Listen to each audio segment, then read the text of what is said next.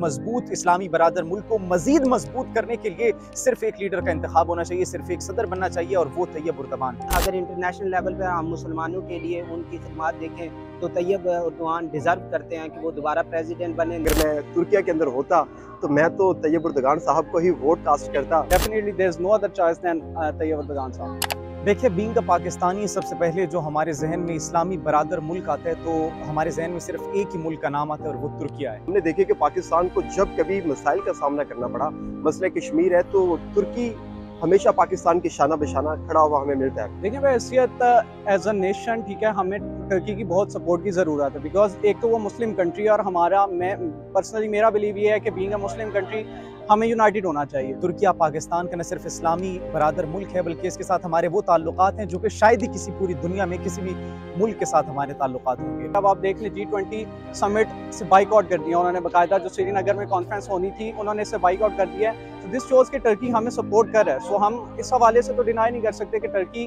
के पाकिस्तान के साथ रिलेशंस बहुत अच्छे हैं। रहेंगे पाकिस्तानी और मुस्लिम, जहाँ तक तुर्की के इलेक्शन की बात है तो तुर्की एक सॉवरेन स्टेट है और वहाँ के लोगों का ये हक है कि वो अपनी मर्जी से अपने नुमाइंदों का इंतखाब करें और जमहूरी प्रोसेस को आगे बढ़ाएं। तो लिहाजा हम सब पाकिस्तानियों की न सिर्फ ये ख्वाहिश है बल्कि उम्मत मुस्लिमा की भी यही ख्वाहिश है कि तुर्की जैसे हमारे एक खूबसूरत, एक मजबूत इस्लामी बरादर मुल्क को मजीद मजबूत करने के लिए सिर्फ एक लीडर का इंतखाब होना चाहिए, सिर्फ एक सदर बनना चाहिए और वो तैयब उर्दवान।